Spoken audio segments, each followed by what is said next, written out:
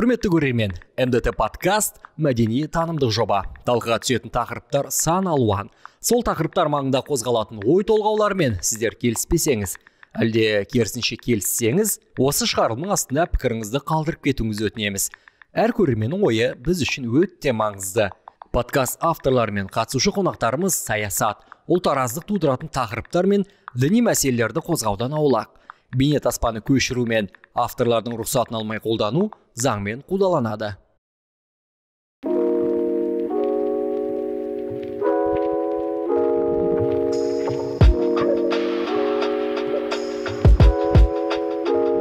Әбубәкір Нұрбаев деген ақын болды. Семей, Шығыс Қазақстан. Қадыр Мырзалиев. Сол ана қара рынок, черный рынокте сол жерде жүретінбіз. Кітап жинап, кітап сатып алып. Ол солай, мен 4,5 мың кітап жинадым. 4,5 мың? Иә. Сол Алматыда қалды енді. Бар ғой қазір? Алматыда бар. Сол енді ол жерге алып келем бадым. 18 жыл болды ғой, Құдайға шүкір. Кітап дегенде сондай болды. Өзімізден ақын жазушылыққа неттік қой. Ал жалпы халықта солай кітап жинады. Халық классиктер жинады. Сонда том-томмен тұрды кейбіреулер. Анау библиотека всемирной литературы деген болды. Библиотека классиков деген кітап серия болды. Сонда библиотека всемирной литературы бүкіл мәдениет әлемдік әдебиетте 200 томдық. Сонда үлкен сенсация болды. Сонда Пушкиндер бір томмен, Толстойда бір томмен, Әуезов біздің 2 томмен кірді. Ол сенсация болды. Енді Шыңғыс Айтматовты Әуезов қой, лауреат Ленинский премия жасаған. Тұрып алған ғой. Жәмилемен шыққан, мынандай кішкентай кітаппен Әуезов алып шыққан жаңағы.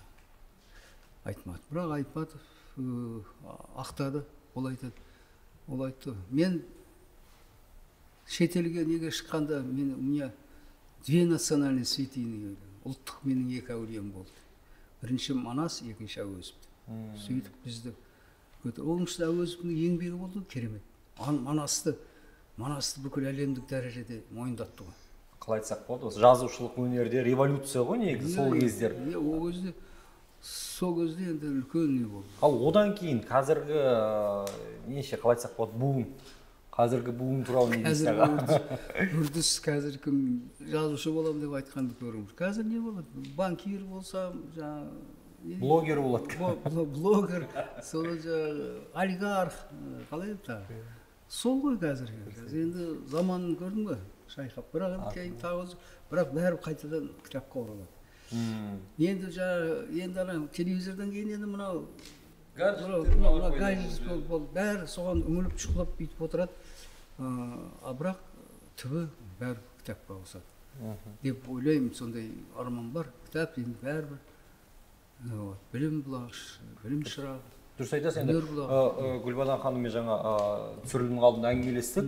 Расымен де тренд өзгеріп жатыр дейді. Жаңағыдай сән қайтадан келіп жатыр кітапқа, себебі ата-аналар балаларға қызығушылығын арттырып жатыр. Ата-аналардың да кітапқа деген көзқарастары былай жақсы жаққа бет бұрды. Олар да түсіне бастады. Қоғамда балалардың біліміне, жаңағы рухани бай болуына кітап қатты әсер ететінін олар түсініп жатыр қазір ата-аналар. Бір қызық жағдай болды. Балалар кітапханасы бар, Шәкәрім Құдайберді орналасқан. Соған ата-анасы 3 баласын алып келеді. Біз сенбі күні жұмыс жасаймыз ғой. Сол кітапхананың жаңағы меңгерушісі айтады, ой, бірін сақтап мына, сіз білесіз бе, бізде бір көп балалы ана сенбі сайын 3 баласын, жалғыз анасы емес, ата-анасы бірге келеді. Папасы да, мамасы да. Бәрі бірге оқиды. Бәрге жоқ, екеуі келеді, балаларын тастап кетеді екен, қолдарына бір жаңағы жейтін тамақтарын неге салып, сосын тапсырып, кітапханашыларға тапсырып кетеді екен. 5, 7, 9 жастар аралары. Сосын қызық дейді. Сосын біз былай байқасақ, өздері балаларын кіргізеді кітапханаға, кітапханашыларға тапсырады. Осы енді сіздерге аманат, балаларымыз кітап оқысын, журнал оқысын, балаларға арналған деп. Сосын былай қарасақ, өздері кітапхананың алдын далаға шығып, машиналарында отырады екен. Күтіп балаларын 1 сағат. мүмкін звондап қалар, бірдеңе қажет болып қалар деп дұрыс. сондай жаңағы бір қызығушылығын көтеріп баланың соны ойлап Ал балалар оқи ма іште отыр? Балалар жүреді, ішінде балалар кітапханасы болғаннан кейін біраз жүреді, іші мынандай әдемі болса, сол жаңа әдемілігіне қызығып, эстетикасына қызығып, ертек, жаңадан шыққан кітапханалар болса ашып. Енді біз кітапханашылар солармен жұмыс жасаймыз, таныстырамыз, қандай ертектер бар, қандай енді жасына байланысты баланың. 5 жастағы балаға енді әрине 5 жастағы балаға арналған әдебиетті ертектері, 7 жас енді ол жастарына. Сол қызық деп отырғаным ғой, міне оқымайды деген, бала оқымайды деп айтуға болмайды. Оқиды, қызықтыру керек. Біріншіден қызықтыру керек, ата-анаға да байланысты, мектепке де. Ата-анасы үлгі көрсету керек қой, негізі. Үлгі көрсету керек. Өзі үйде оқып отырса, олар да қызығады. Иә, мен де айтамын, кітап оқуға 3 әсер ететін ол мектеп, біріншіден ата-анасы, мектеп, үшіншісі кітапхана. Осы 3 жерден балаға сондай бір жақсы мүмкіншілік жасау керек. Дұрыс айтасыз. Бақытжан ағамның сөзін қостаймын енді, себебі 4-5-ке толады, ұлым, үлкен ұлым. Мен аулаға шығарам, карантиннің кезінде енді далаға шығара бердік қой, қайта-қайта айтыр, далаға жете алмай қалдық қой басына. Далаға шығарам, екеуміз футбол ойнаймыз, жүгіреміз, мен ойнатам, тоқтатпаймын, былай жүгіртем, тер болып үйге кіреді, кешкісін ерте ұйықтап қалады. Менің ойым сол ерте ұйықтату, шаршасын шамалы физикалық жаттығу болсын дегенде. Сол жерде мен байқайтыным, енді балам 4,5-5-те. Ал жасөспірімдер бар, 11-12-дегілер, ана бұрышта, мына бұрышта отырып, әрқайсысы сотқыш шығып отырады, далаға шығып. Біздің кезімізде мен есімде біз деген не тығылмашақ ойнайтынбыз, ананың мынаны футболы бар, жами, пароль дейді, әртүрлі ауланың ойындары бар тұғын. Әке-шешем айқайлап зорға кіргізетін үйге. Балконда тұрып, ей, иттің баласы кірейген, қазір жоқ ондай тұрайын. Мен ойымша, расымен де мына дүние өте құртатын секілді болған. Ол бәле болды. Ол жаман үрдісі, тенденция, жаман тенденция. Балалар білмейді, бос уақыттарын қалай өткізетінін. Сондықтан бос уақыттары көп. Қазіргі жастардың, балалардың әке-шешелері көп деген жағдайларын жасаған балдардың қазір. Ешқандай несі жоқ қой, жастардың, балалардың сабақтарына барады, келеді, әке-шешелері уақытымен тамағын дайындап қояды, киім-кешектері де бәрі де дайын. Былай қарап отырсақ, ешқандай бір проблемасыз көбі мысалы өмір сүріп жатыр. Қазіргі ата-аналар, современный ата-аналар ойлайды ғой, жағдайын балалардың бәрін жасайды. Мен айтам, кішкене сол ата-аналар былай тәрбие жағын кішкене еңбекқорлыққа үйрету керек. Біз атын күнде тұрдық, баланы еңбекке бауу керек. Ал қазір не? Ешқандай келеді сабақтан кейін не? Телевизор, анау бір еңбекке бауу керек, еңбекке. Немесе спорт. Спорт жаңа біздің олимпиадада неге игереді? Сонымен біз артта қалып отырмыз. Ят болды 2 олимпиадада жеңіп. Бірақ қазақтың балалары талантты ғой, олар осы намысқа тырысса қатырады. Бокспен борьба неден күшті жетістіктерге жетті. Енді осы шоу кішкене қарным аштан Абзал Әжіғалиев қана нетті. Кішкене жетпей қалды. Бірақ енді алда бар ғой енді уақыт. Дұрыс айтасыз, енді баланы жан-жақтары беру керек. Спорт болу керек, интеллектуал, бас болу керек. Ол бірінші кезекте интеллект тәрбиелейтін әрине кітап. Кітапты. Енді осы тұрғыда Гүлбадан ханым, маған қызық негізі. Қазіргі статистика, қанша адам оқырмандарыңыз бар жалпы? Қазір 18-дей кітапхана бар дедіңіз. Иә, 18 кітапхана бар. Ол жетпейді. Ол жетпейді. Сіздерге қарайды ғой? Біздер 18 кітапханамыз бар, ішінде 6 балаларға арналған кітапхана, 11 көпшілік кітапханамыз бар. Бір көзі нашар көретін және көрмейтін азаматтарға арналған кітапхана бар. Специализированный библиотека дейді ғой, сол көзі көрмейтін жандарға арналған. Осы 18 кітапханамыз қызмет жасап жатыр. Қала тұрғындарының барлығына кітапханалар есігі ашық, әрдайым көптеген іс-шаралар өткізіп жатырмыз. 73 мыңнан астам оқырмандарымыз бар, тұрақты. Бұл енді қала тұрғындарының санына келсек, аз ғой, 9% былай шығады. Қаптап отырмайды ғой. 1 200 000 деп қазір официальный статистика айтып жатыр ғой, қала Нұр-Сұлтан қаласының тұрғындары деп. енді соған қарағанда аз. Жаңа мен айтып кеттім, негізгі заң бойынша біздің өзіміздің кітапханалардың заңы бар ғой. Сол заң бойынша, норматив бойынша 60 мыңға бір кітапхана болу керек. 60 мың тұрғын. 60 мың тұрғын Иә, бар. тұрғын. Яғни бір мөлтек ауданда шамамен бір 10 кітапхана болу керек қой. Бір ауданда. Солай, иә. Қазіргі таңда біздің қала тұрғындарының саны әлде де болса 60 кітапхана керек. 60-тан Әлі 60. Сол жағалаудың несінде, сол жағалауда бірде бір кітапхана жоқ. Ұлттық кітапхана бар, ал мына қалаға қарайтын мәдениет басқармасына қарайтын бір кітапхана жоқ. Сол өте қиын болып тұр. Сол жағалаудың тұрғындары біздерге келіп, біздің кітапханалардан алады, енді керек кітаптар. Алыс деп айтады. Қол жетімді болу керек деп. Біздің кептелістермен сәл қиындау. Егер менің ойымша, аға, сіз қалай ойлайсыз? Мысалы, бір мөлтек ауданда шамамен кемі 10 кітапхана болса, барады ғой адам? Барады. Жап-жақын үйдің қасында тиіп тұр, барады кітапқа ораса бар. Айтып жаңағы қол жетімді, поликлиникалар сияқты, жаңа әрбір ауданның өзінің бір несі болады ғой, адамға қажетті. Аурухана, поликлиника деп айтып жатырмыз, кітапхана, мектеп, бәрі үшеуі бірге жүру керек. Мысалы, мектептен келдің, үйдің қасында кітапхана. Рахат, үйден шығасың, бір кішкене демалып алғаннан кейін. Сондай бір ұсыныстарымыз айтып жатырмыз. Қазір өзіміз кітапханалар негізгі жақсы бір жоспар құрып жатырмыз. Қала әкіміне соны көрсетіп, қолдайды деп ойлаймыз. Еді біз қала кітапханаларын қазір сіздерге келіп жақсы тамашалап отырмыз сіздерді. Әдемілікке қызығып отырмын. Біз енді елорда болғаннан кейін біздің ерекше оқырмандарымыз кішкене ерке, олар сондай бір Европаға, шетелдерге қарайды, салыстырады. Біз елордада тұрамыз, біздің кітапханаларымызда сонда әсем, эстетика жағынан да жақсы болу керек. Келгенде жиһаздардың бәрі ыңғайлы болу керек. Отырам, кітабымды алам, оқимын, кофе ішкім келеді деп сондай ұсыныстар болып жатыр.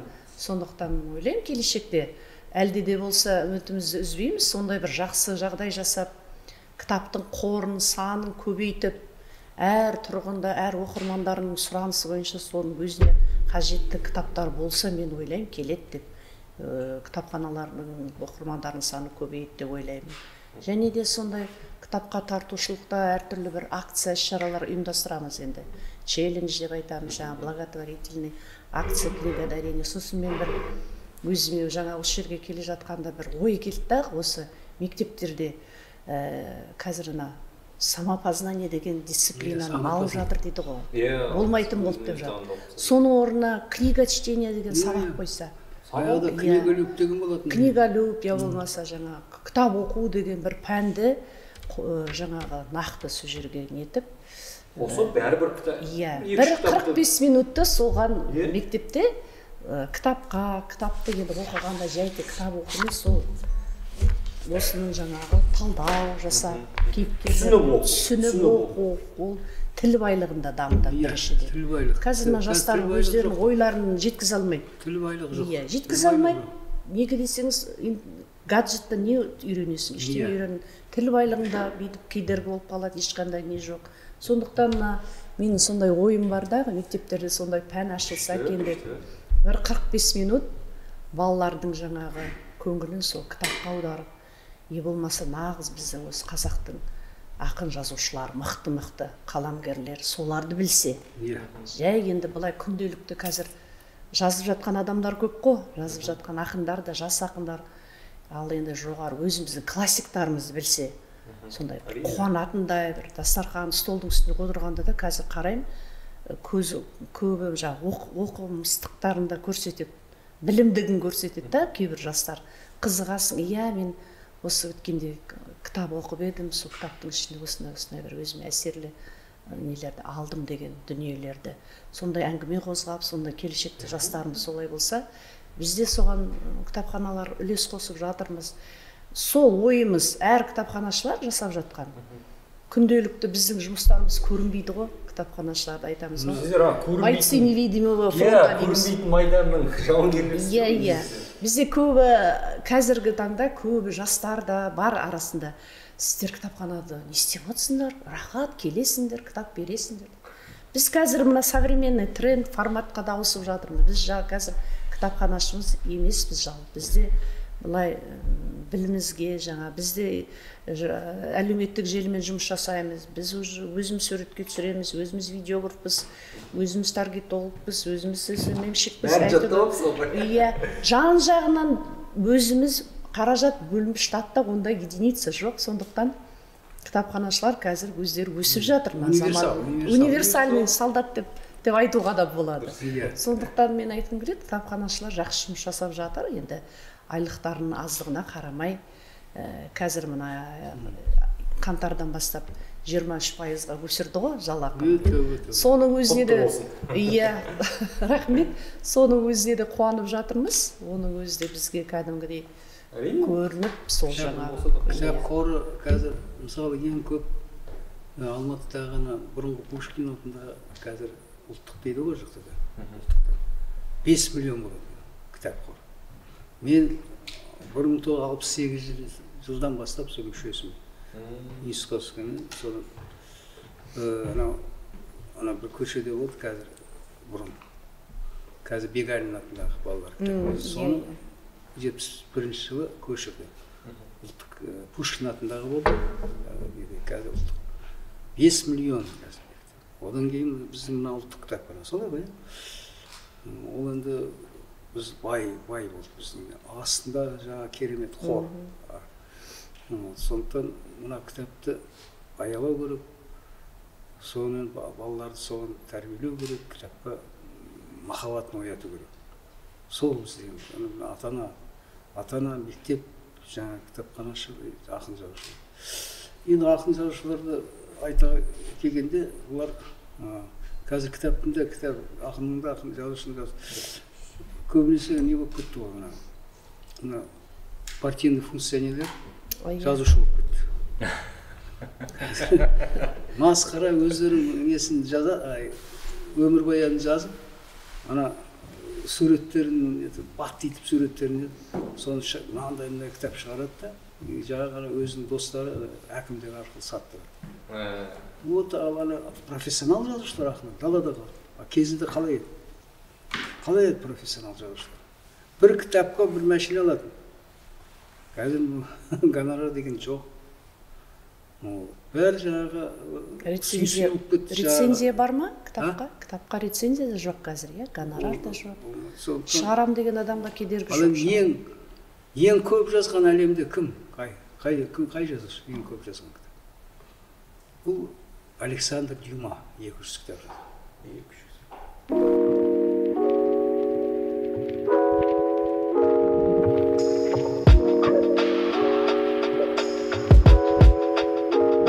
Кітапханалардың негізгі қарсыласы бар ғой. Негізгі қарсыласы әрбір енді білмеймін, қарсылас па, оларды өз үлесін қосып жүр ғой. Жеке сататын, кітап сататын дүкендер бар. Мысалы, әрбір нелерде сауда орталықтарына кіресің, мысалы түрлі кітаптар бар. Сіз айтқандай, негізі жазушылар емес олар. Жазушылар емес, әртүрлі саладағы жандар, білмеймін, бірақ әйтеуір кітаптарды салып әдемілеп қояды. Қазіргі бір бизнес кітаптар пайда бола бастады, қазақ тіліндегі авторлардың. Әрине ол жақсы шығар, жақсы, бірақ бұл жерде менің бір сұрағым келетін аға, осы сәтті пайдаланып, маған мен бір-екі жас жазушылармен де тілдестім осы турасында. Енді кезінде жаңа сіз айтқандай бір кітапта бір көлік алады, гонорар жетеді. Ол кезде негізгі құндылық кітап болды. Қазір енді заманауи, шамалы заманға ілесу керек секілді, менің ойымша. Қазіргі жазушылар тек қана жазушы емес, оның командасында пиармен айналысатын, жарнамасымен айналысатын жандар болу керек секілді, менің ойымша. Себебі жазушы, қолынан жазу келеді, оны тарату керек. Шетелде агенттер бар ғой, иә? Агенттер бар, иә. Агенттер бар, не бар? Солай, бірақ оған ол дәрежеге енді келе жатыр, бірақ мардымсыз енді. Кітаптың культын жасау керек. Культ кітаптың. Мысалы, техникалық мамандықтардың өзінде кітаптардың барлығы орыс тілді немесе ағылшынша кітаптарды аудару керек болады, өздері білім алу үшін, ғаламтордан оқу керек. ол тұрғыда мүлдем қиын секілді жағдай. Нақты техникалық мамандар бойынша кітаптар, қолданбалы кітаптар бар, қарапайым кітаптар бар. Олардың барлығы қазақ тілінде білмеймін, өте аз секілді. Аз, иә. Жоқ, қазір сөздіктер шықты ғой, техникалық сала бойынша сөздіктер шықты. Ол біз 30 томдық шығардық. Біз менің ана несіне қатыстым, бір-екі несін. Ол бар. Соны пайдаланып, қазір қазақша шығару бар. Қазақша. Иә, сол сөздікті пайдалану. Қазақ тілінде. Ол іштемен аянбау керек. Қаржыдан неден аянбау керек. Өз ана тілінде уызданбай адам нағыз азамат болмайды. Жапония, Германия қалай? 12 жасқа дейін ана тілінде уызданады бала. Содан кейін хоть папуас тілін білсін. Біз не? Үш тілді не деген сұмдық, үш тіл. Баяғыда кім айтушы еді? Шерағаң айтады. 2 тіл тек жыланда бар. 3 тіл. Бала, кішкентай 6 жастағы бала. Қалай енді? 3 тіл деді. Соның әрине орыс тілге ауысады, соның шәлдір-бүлдір шығады, шыққаны дейді. Қазір ренжіп жүр дейді әке-шешелеріне. Балалар. Ой, біз неге қазақшаға бермеді? Енді сұраныс болады ғой. Мемлекет тілді білу керек. Балалар неге? Орысша, арада 3 тілден кейін орыс тілге екен. Ол миынан жаңа аудару керек. Соның тежеліс болады. Сондықтан өте сақ тәрбие жағынан Мұқан Әлихан айтқандай адамның өсуі білімнен емес дейді. Адамның несі. Тәрбиеден дейді. Тәрбиесі мықты болса, сондықтан бұл айтып жатқанымыз мұғалімдерге де. Мұғалімдердің де ақшасын қазір өсірді. Құдайға шүкір, енді қатты жұмыстану керек. Енді тек баланың тәрбиесімен айналысу керек, әке-шешесімен қосып. Дұрыс айтасыз. Содан кейін директорлерді ауыстырып тұру керек, 5 жыл сайын тұр. Олар не жасайды? Ротация. Культ жасайды екен 5 жас. Сол бәрі жағымпазданып, сол директорға жағымпазданып етеді. Сондықтан ол 5 жыл сайын ротация жасау керек. Әйтпесе болмайды ғой.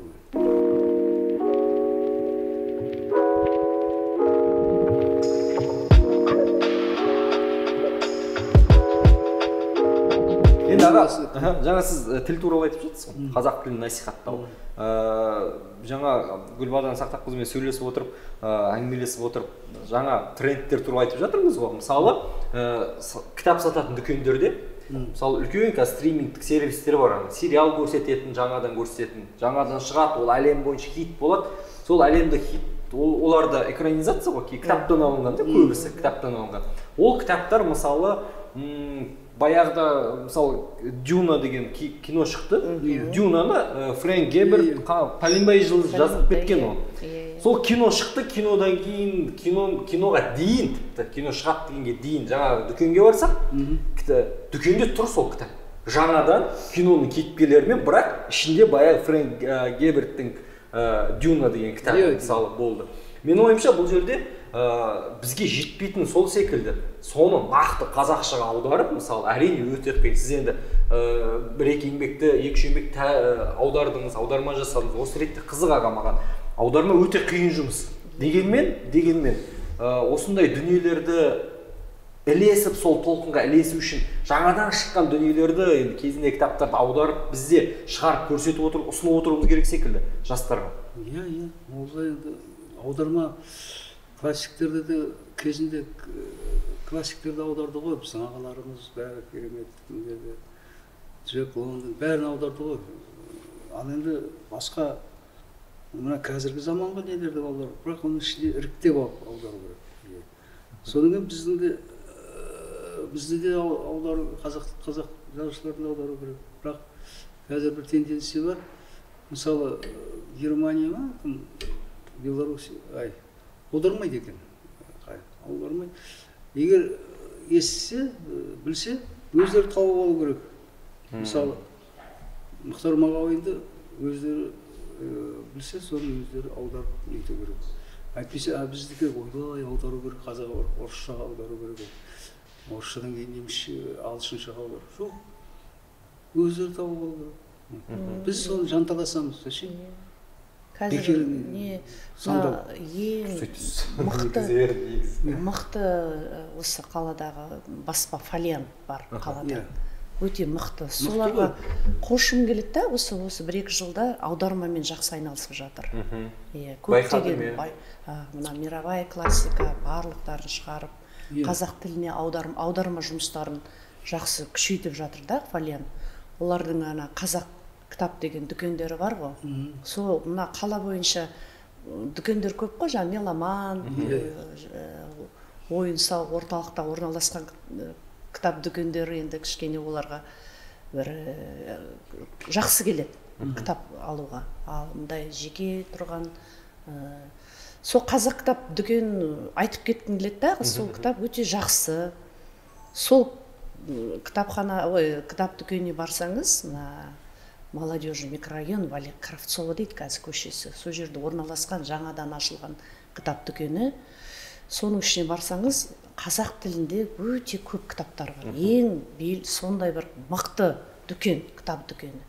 Қазақ тілінде кітап іздесеңіз, сол жерге барып, өзіңіз сол жерден қажет кітаптарыңызды таба аласыз деп айтуыма болады. Сол Фолиантқа қошым келеді.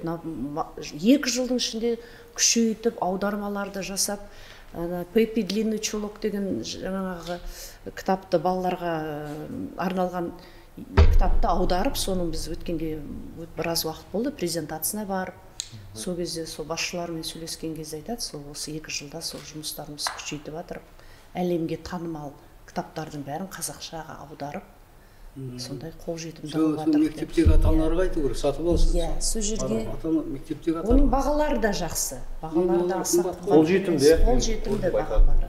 Меломан, Марвин дүкендеріне барып салыстырсақ, сол маған қазақ кітап дүкені қатты ұнайды. Сол жерде өзіңе Әзілхан Нұршайықовтың өткенде бір кітабын алайын деп, Махаббат қызық мол жылдар деген кітап хит болып жатыр, ол кітап қазір. Қазірде де хит болып жатыр. Біздің кітапханалы қазіргі жастардың сұрайтыны қызық, иә, соны бала кезімізде солай. Бала кезімізде, иә, ол енді Махаббат. Жастарға өте қызық кітап қой ол. Ол қазір хит болып жатыр, қайтадан хит болып жатыр. Ол жаңағы мен айтып кино шығарды, киносы что-то әлсіз шықты. Кітапханалардан да сұраныс бар, кітап дүкендерінде де сұраныс бар екен. Жаңағы кітап дүкендері. Енді осы жерде қарашы, мысалы Махаббат қызық мол жылдар жаңа баспа, жаңа баспа деп атайды ғой, жаңа баспа, дизайн әдемілеп қаптап қойған деген секілді. Сондай нәрсе бәрібір өтеді. Мысалы баяғы, мысалы 20 жыл бұрын шыққан баспамен салыстырған кезде адам жаңасын таңдайды. Оны қазір және кітапты көлеміне қарап ыңғайлы қылып шығаратындар басталған, сондай дүниелер. Осы ретте тағы бір мен көп көріп жүрген баспа қазіргі және сәнді Қасым кітап деп аталады, қателеспесем, кішкентай кітаптар шығаратын болған. Кішкентай бар, үлкені бар. Мен үлкені Сайын Мұратбектің Жабай алмасын сол жерден алып, сол жерден оқыдым, сол кітапты баспаны. Кішкентай қолжетімді қалтаға салып алатын кітаптары бар.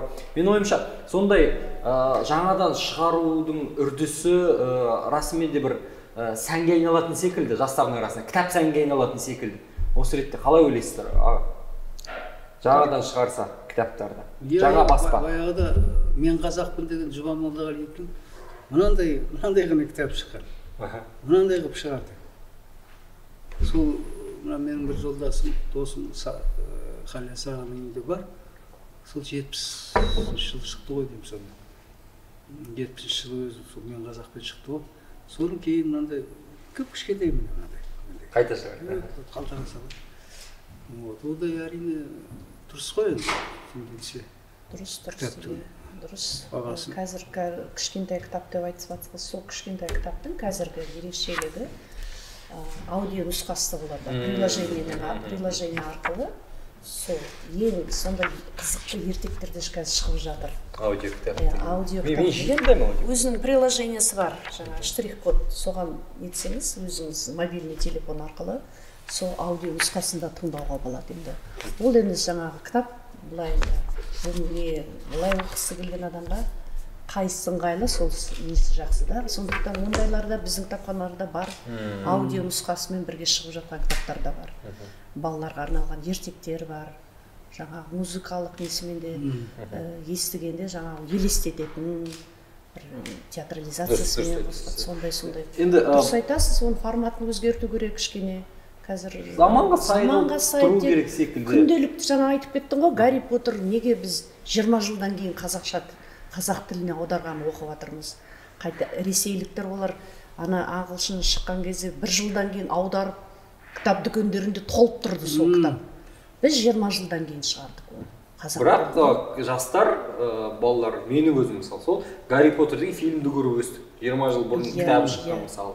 Соны қазақша көріп өссек мысалы, тіптен керемет қой. Тіптен керемет, сондықтан жаңағы тек уақытымен соған көңіл бөліп тек бүгін шыққан кітап, я болмаса жаңалықтарда неге гаджетқа қол нетіп жатыр, жастар неге сол гаджетпен көбіне отырады деген сол тез жетімді, уақытымен ақпарат шығып отырады. Бүгін мына кітап шықты ма, мына Алмас Мырзахметовтің бұл кітапты ертең бүкіл кітап дүкендерінде уже тұру керек. Иә, жастар қазір оқысы келеді. Оқып, міне бір жер кафеге, бір жерге барып кездесіп қалған кезде, сен білесің ба, ана кімнің Алмас Мырзахметовтің «Дежавю» деген кітабы шықты, оқыдың ба? Ой деп. Тез қимылдап, тез шығып. Бізде қазір пока шығып, оны біз мысалы кітапханалар қаражат бөліне, одан кейін біз енді уақытымызды созып аламыз кішкене дағы, бірақ та енді ол енді кітапхана болғасын кеш емес қой, бірақ жастардың талабы солай. Тез арада шыққан талаптанады, ыңғайлы, жаңа аудио нұсқасында іздейді, электронды форматында іздейді, барлығы бір-бірмен былай жүру керек. Бірге жүр, тетелес болып жүру керек. Мынаны жойып тастап тек электронныйға көшуге болмайды. Или тек электронныймен етіп. Екеуі тетелес. Мен өзімнің жаңағы неме байланысты жаңағы жасыма, істейтін қызметіме мен мысалға мынаған жақсымын. Сен жастарға сіздерге электронный нұсқасы жақсы. Мен жол жүріп барады, оққым келеді деп. Сондықтан ештеңе мынандайда жойылмайды ешқашан, бұл да болу керек. Бәрі қасында тетелес, әр өзінің оқырманы бар. Дұрыс айтасыз. Енді маған негізі жас болсам да маған қағаз нұсқасы жақынырақ сәл. Электронмен білмеймін, смартфоннан, телефоннан оқи алмайды екен. Қиын. Қағаз нұсқада соған үйренеміз. Сосын аға, білмеймін, сіздің пікіріңіз маңызды мен үшін. Аудио нұсқаны айтып жатырмыз, аудио кітаптар. Мен мысалы көп жаяу жүрген жақсы көремін. Көп жаяу жүремін, құлаққа тығып қоямын, құлағыма. Жаяу жүрмей, аудио кітап тыңдап жүремін. Мысалы аудиосы. Енді біреу оқып беріп жатыр, әдемілеп, өзінің диктасымен, ұнайды. Енді осы ретте сіздің ойыңызша осы бірақ кейбір кітаптарды аудио кітапты тыңдайсың, бірақ көзбен оқып, кәдімгі оқыған кезде екі түрлі әсер аламын мен негізі. Осы ретте аудио деген дұрыс па аға? Әлде көзбен көріп оқыған дұрыс па сіздің ойыңызша? Әрине көзбен көріп оқыған дұрыс. Ол енді көзбен көріп оқып, соны өзің елестетіп тұрасың, образдарды. Ал енді құлақпен неткенде елестету қиын. Соны енді бірақ енді ол енді үйрет соған көніккендер бар ғой енді, бірақ ол енді көзбен көріп қолмен ұстағанға не жетсін дегендей. Көзбен көрген кітап деген. Бір жағынан мынау кітап оқу енді миға пайдалы ғой негізінен. Ал жай аудио тыңдаған кезде пайдасы болмайды ау қатты. Сол енді бірақ енді уақытты үнемдеп, жол бойы етіп, ол да дұрыс енді бір жағынан бәрін мүмкін емес қой. Көзбен көруген. Құлаққа салып қоясың оны неде. Аудио нұсқасы андай жаңағы тренингтарда қатысқан кезде, мысалға блогерлар, тренинг, коуч, тренерлар жаңағы үйретіп жатады ғой, қазір жастарды оқытып жатыр. Қалай өмір сүру керек, қалай баю керек, қалай отбасын құру керек, бақытты деген кезде оқулық сондай пайдасы бар, сондай аудионың. Ал мына шығармашылық жағынан кітапты қолыңа ұстап оқыған художественный произведениені өзің елестетіп оқыған жақсы. Ал тренинг, семинарларға бір қатысқан кездерде бір белгілі тренерлардың сабақтарын осы құлақпен тыңдаған жақсы сияқты.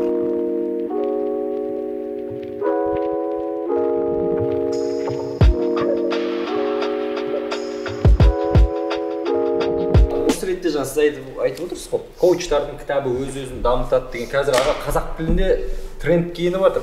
Өз-өзін дамыту, бизнес кітаптар деп айтамыз ғой. Кеше жаңа бір дүкенге кіріп қалдым да, қазақ тілді кітаптарды қарап жатыр былай. Жаңағыдай бизнес кітаптардың санатында тұр екен. Білмеймін енді қалай, кешірім сұраймын бірден. Көтті қысқан бай болар деген кітап тұр. Кәдімгідей. Ой, сондай кітап бар. Иә. Сондай. Авторы бар ма? Қазір мен қарап жүрейін, егер авторы болса. Ол атымен неткен Жат емес пе сондай? Маркетинг қой енді андай. Маркетинг қой, иә. Білмеймін, ол дұрыс па. Мен үшін ана еді. Болмайды ғой, этика болу керек қой. Бояушы десең сақалын бояйды. Кейде қазақ әсірелеп болмайды. Мен таң қалдым да, күлдім, неге деген сұрақ қойдым. Бәлкім басқаша. Артты қысқан бай, ол бірақ келін білемейді. Ол маркетинг чисто. Сол атымен көңіл аудару. Ол атын оқиды да, назар аудару. Бірақ енді қазіргі жаңағы сондай адамның өсуіне, дамуына көптеген кітаптар шығып жатыр ғой. Қазір екінің бір оқытып жатыр, психолог екінің бір психолог, екінің бірі мына онлайн сабақтар өткізіп жатыр. Бірақ көбінің бәрін тыңдасаңыз, бәрінің бір несі бірдей. Айтып жатқан бірдей. Бағдарламасы, айтып жатқан ұсынысын бәрі бірдей. Ол енді адамның өзіне байланысты ғой, былай қарап отырсаңыз. Енді осы ретте деп бір-үш кітап оқы одан да. Мен қайта мысалға Инстаграмда жаңағы видео нелерді тыңдағанды жақсы. Марғұлан Сейсенбай, белгілі бизнеста жүрген адамдардың ол шынайы өзінің жеткен тәжірибесімен бөліседі. Жеке тәжірибесімен бөліседі. Ол көрді. Ол содан оған айтары бар оның. Алына жап-жас психолог. Мен бүгін ашық сабақ берем дейді. Қыздар, сендер семьяларында ақша көп болады. Сондай бір жақсы ақылдарын. Ол қалай ақша, ертең сен байып кетесің бір күнде. Сенің өзің ісің болмаса айналысып жатқан. Я болмаса ол байып кетудің де ол енді былай шашуға болмайды ғой, ол сөзбен. Шашып тастап, ертең сен байып. Оның бір өзінің бір тәртібі бар ғой. Білесен бір жоғарыда бір үлкен кәсібім бар, да айналысып жатқан. Сондықтан мен сондайға өте олай қараймын, көбін ойлаймын енді сөйтіп. Қатты құптай көрмейсіз. Сақ болу керек. Ойлану керек, сақ болу керек, көпшілікті алдамау керек. Иә, қазір үйде отырған жаңағы. Сақтаптың қызы сақ болады. Иә, мен сөйтіп айтамын, әкемнің аты сақтап, мен Алла тағала сақтап жүреді деп. Иә. Енді осы жерде жаңа айтып жатырсыз ғой, түрлі өзін-өзі дамытатын кітаптар, психология, психологтар. Мен де енді сондай трендке ілесіп, мен де оқып көрдім не екені. Одан кейін бір кітап оқыдым. Қазір айтам, кейін бір кітап оқыдым. Оған дейін Джон Кэханның «Подсознание может все», анау кітаптар бәрін оқыдым. Солар бар. Сосын Наполеон Хиллдің «Думай и богатейін» оқыдым. 1929 жылы шыққан кітап аға. 1929 жыл. Сол кезде ана кісіге американский кризис кезінде шыққан. Иә, Наполеон Хиллға Эндрю Карнеги деген бір үлкен бизнесмен кісі айтқан екен. Сен қолыңнан келеді, сен жақсы журналистсің, жетістікке жеткен 100 кәсіпкерден сұхбат ал дейді. Сол сұхбаттың негізінде жазылған кітапта. Карнегидің атақты кітаптары бар ғой. Иә, ол Дейл Карнегидің, мына Эндрю Карнеги. Сол 100 жазған 29-шы жылы, қателеспесем 29-30 жылда жазған. Сол кітаптың түрленген нұсқалар екен да, қалған кітаптардың барлығы түсінгенім. Сол жерде айтылған нәрсенің барлығы, ол кісі ана жерде түсіндіріп кеткен екен, барлығын психологияның барлығын түсіндіріп. Ал қазір сол кітапты түрлендіріп, жұрт ақша тауып отыр. Аға, енді бір қызық сұрақ. Жаңа сіз айттыңыз ғой, кезінде бір кітапқа бір көлік алуға болатын еді, гонорар деп. Қазір жазушылардың қаламақысы қандай аға? Жоқ қаламақы. Мүлдем. Егер сататын болса ғана ала алады. Иә, ол ана госзаказбен етеді, сонда жаңағы госзаказбен тегін шығарып береді. Бірақ өзіне әргесі 100 дана береді, болды кітаптың. Аллай ақша бермейді, гонорар жоқ қазір. Мүлдем жоқ. Мүлдем ана кімдер шығарады. Кітаптарды шығарады да, біздің кітапханаларға келеді негізгі авторлар.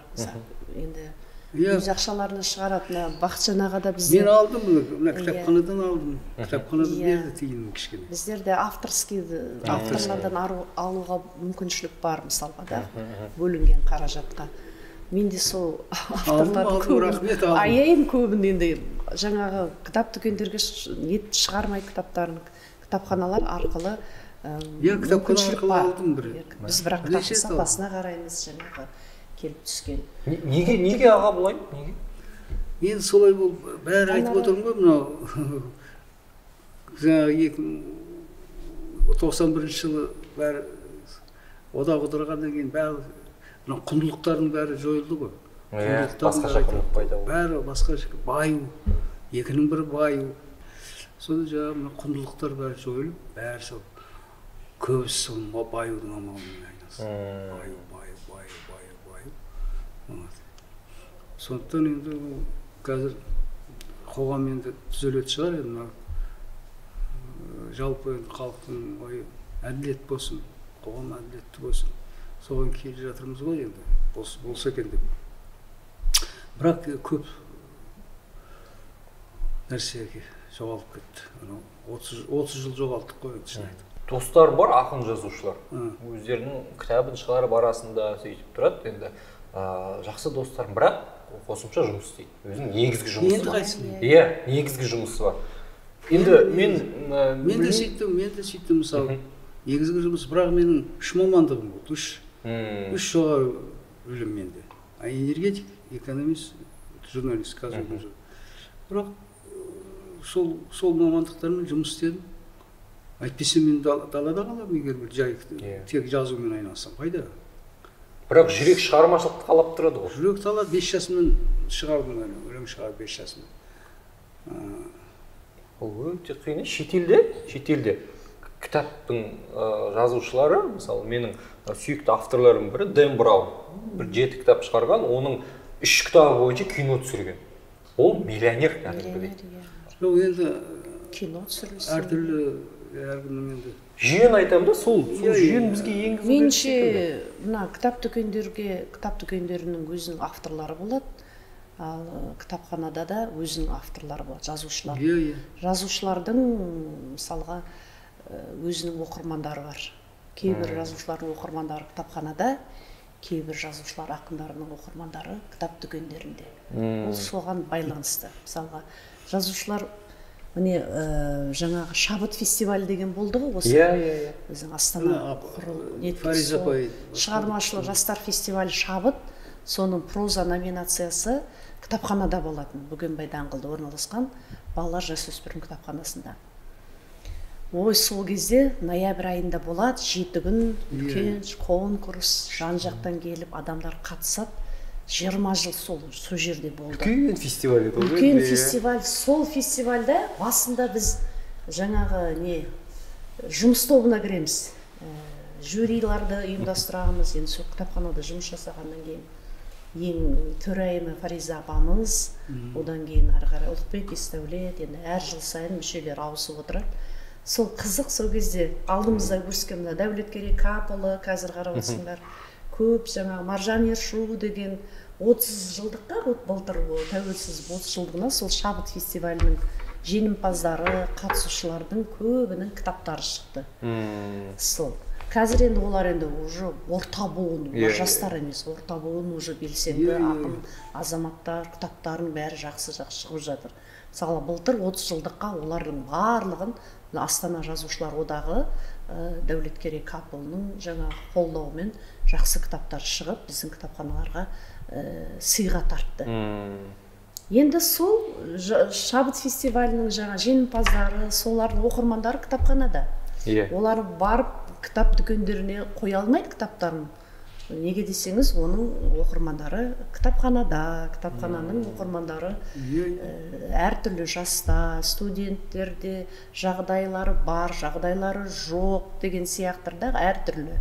Сондықтан мен ойлаймын, может быть, соған да байланысты шығар. Неге жазушылар туындысын шығарады, өзінің бір ертеңесін, роман, я болмаса бір өзінің әдеби көркем бір дүниесін шығарады да, соны тарата алмайды. Одан ақша таба алмайды деген айтып отырсыз ғой, неге деп. Мен солай ойлаймын, жаңа аға дұрыс айтып кетті. Біріншіден құндылық, гонорар қазір төлемей, жазушылар өз ақшаларына шығарады. Егер спонсор тапса, спонсорлар да іздейді. Спонсор шығарып береді кітабын, ал типографиядан шығарып береді. А былай тарату жағынан ол енді өзінің таныстарына байланысты, кітапханалармен дос па, дос емес, енді сондай қарым-қатынасқа бар жағына оның өзінің несі, енді шаруасы. Сол кітапты өзінің оқырмандарына жеткізу. Соған біз мына кітапханалар көмектесудеміз. Мұндай үрдіспен мен ойымша ешкім ақын жазушы болғысы келмейтін секілді алды. Орталықтандыру керек қой. Анау бұрын солай болатын. Книжный торговля деп, специально болатын, сол таратумен айналысатын. Сол бүкіл книжный палата, солай книжный торговля, солар сонымен айналысатын. Кітаптарды. Ана заказ қанша кітап шықты. Соның бәрін әрқайсысына белгі соғып, осыншама таратамыз, осыншама ақшаламыз, соның бәрін олар алдына жоспарлап сөйтіп отырады. Ондай болмады ол. Совет үкіметінің көп пайдасы, нелері болды. Айтып отырмын ғой, соны жаңағы рациональное зерно дейді қазақта. Орыстар. Ол совет үкіметінің рациональное зерносын алу керек еді. Біздің бәрін сындырып, жойып, сөйтті ғой бәрі. Керек дүниелерін алып жойып тұр. Әр нәрсенің рациональный зерносын алу, дәнегін алу керек. Біздің жойудан басқа түк білмеді сол. Неге, қазір не? Кеңес дәуірінде тіпті жазушылардың беделі, ақын жазушы, беделі деген кәдімгідей болған ғой. Мен айттым бір жерде. Король болатын. Жазушылар екінші адам, СК-дан кейінгі екінші адам сол жазушылармен ақылдасатын елдеген. Біз 60-70 жылдары көрдік қой, 80 жылдар. Бәрі жазушылар одағына келетін екінші адам. Ғабис Мүсірепов Союз писатель төрағасы болды. Қандай бедел. Ильяс кім беді тағы? Жұбан Молдағалиев болды, кім болды? Әбіш Кекілбаев, Фариза Қырсынов.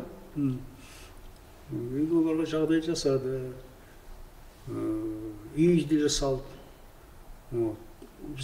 Жамбыл көшесінде 2 үй салды түгел. Сол кезде жазушылар тегін қазір сала ма?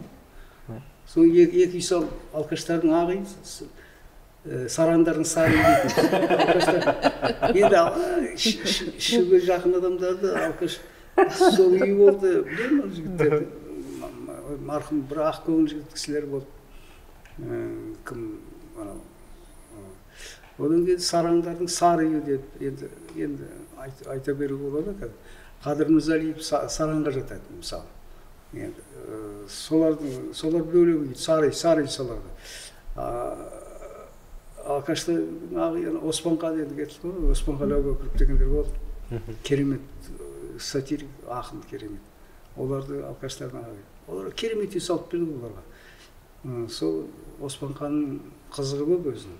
Оспанқан енді айтуға жағы қызық. Өзі бірінші неде оқыған олар. Искусство институтынан. Сіз үшін есте қалғаны қай оқиға? Сондай бір артистік қабілеті бар. Соны жаңағы трамвай, Жамбыл көшесімен Шевченко трамвай жүреді. Сол Жамбылдың Шевченко қатарлас. Сол үй жақында трамвай отырады. Соны баласы. Осындай деп, 12-3 жастағы ол. Ой, папа дейді. Соған какой папа дейді. Какой? Ой, папа. Никакой не папа. Ой, сен шатасып тұрсың ба? Бала таң қалады, әкесі. Содан жаңағы Қалбай тоқтайды ғой. Сөйтсе жаңағы Оспанға теріс түсетті, жүгіріп такси алып үйіне жетіп барады. Тез барып. Үйіне барса, әйелі отыр. Соны жата қалады, неге жата қалып. Содан жата қалып, мен оқып газет жатады. Бір уақытта баласы кіреді біраздан кейін. Қараса, әкесі үйде отыр. Әкесі үйде өзінің. Содан айтады шешесі. ой мама, мен әкемнен айнымайтын адам неде көрдім. Неде көрдім, болған оқиға. Трамвайда көрдім, сөйтіп қызық, сондай мықты адамдар болды шіркін. Осы 50 жылдығында Оспанхан, қандай Дархан дейсің?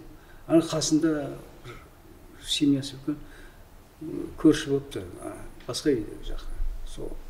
Соған түгел 50 жылдықта машине сыйлаған ғой. Соны ана кісі бере салған. Қандай Дархан? Осы қандай болады? Бар ма сондай адамдар қазір? Сондай ақын жазушылар болды.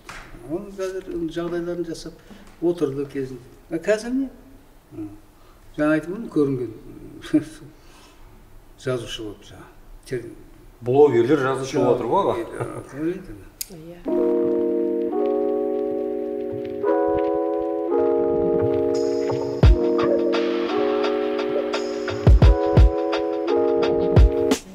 Қайта көтеру кеш емес секілді ме аға, қалай ойлайсыз?